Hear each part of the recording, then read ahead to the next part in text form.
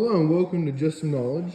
Today I'm going to show you how to transform your truck's original single-stage enamel paint from dull, dingy, and gross looking. That's washed, that's clean. From that into this. Now this truck has a very cool patina on it. This is off of a 1992 Sonoma GT. This is the original tailgate off the truck. There's your truck there. Now it's white. Truck used to be red, as you can see. This truck was never painted, so this is the original GM paint. And what you are going to need to transform your paint from dull, dingy, and gross to nice and shiny is just a couple of things. I'm going to show you that. But first, that Poppy's patina and stuff, that stuff's great. But this is a permanent solution. You do this, you keep your vehicle inside, and you wax it every once in a while. You're going to be able to keep this shiny paint. Whereas if you wipe over this, or you clear coat this, I mean, clear coat's all right, though, but you got to scuff up and stuff. But then when you buff it out, you can see you have original shiny paint. It's not cleared, it doesn't have any oil or that coating on it. You can see it's real shiny paint. Also, it kind of buffs out the primer and kind of buffs out the rust and kind of gives it a shiny look. I think it gives it a great look. But I'm going to show you what you are going to need to accomplish that finish. And this is what I use. I use a DeWalt rotary buffer. So when you're doing this, make sure to have like a couple junk pads laying around. So these pads are pretty old, pretty beat up, not really good for anything else.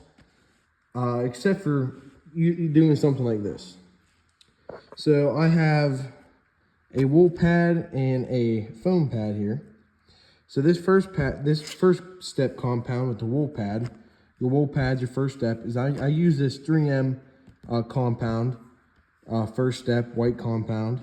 And I also use this 3M second step compound with this foam pad. Now you don't have to use this compound. I have this just laying around. I use this stuff to cut and buff everything. This is the truck I cut and buffed the entire thing. I just finished doing the tailgate over here. So, I mean, this is what my good pad is.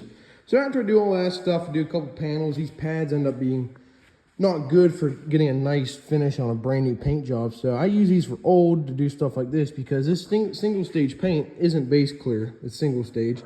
And that film, this chalky look is actually like a dead layer of skin on the paint. And that dead layer of skin is hiding this shiny layer of paint underneath of it. And it's almost protecting what's left of the paint. So what we try to accomplish is taking a pad, a buffing pad, and to take off that dead layer of skin. And that's why the pads are red, is because it's taking that top layer of paint off and transferring it from the panel to the pad. And I mean, obviously you're gonna take some paint off too, but that's what it does.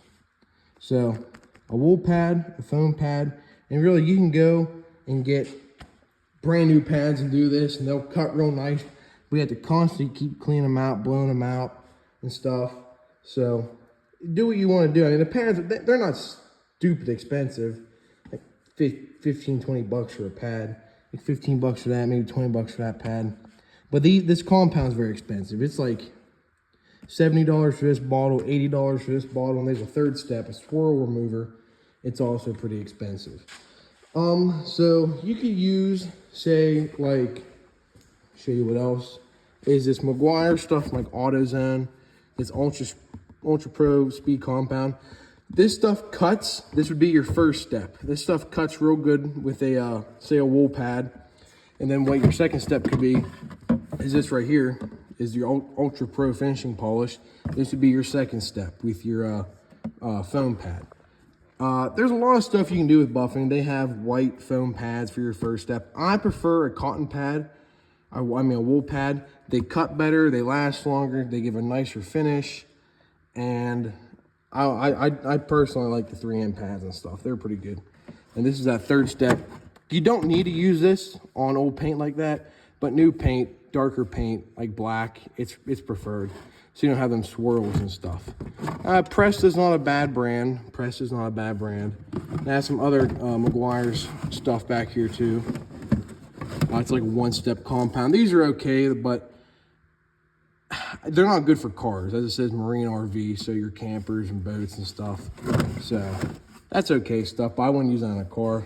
What else we got in here? Another bottle of that third-step compound. Same stuff. Okay, so yeah, that's about it. Presta has a good lineup of other stuff.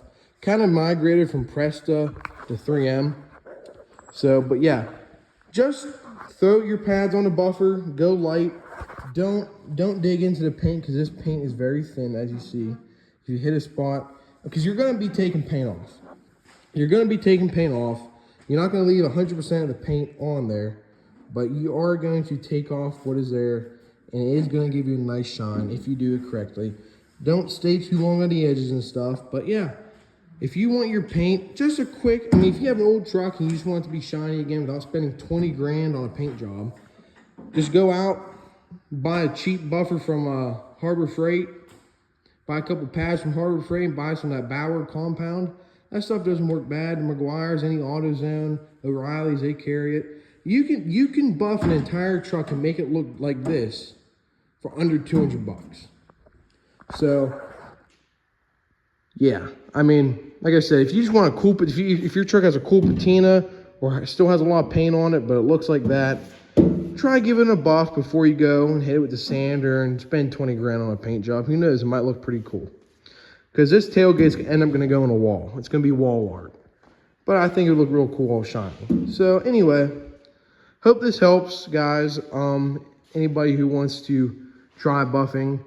And if you guys want me to do a how-to tutorial on how to buff and the main steps and what to watch for, what kind of RPMs and stuff you want to use, I've been buffing for years. I'm young, but I've been buffing for a long time. I do a lot of cars and stuff.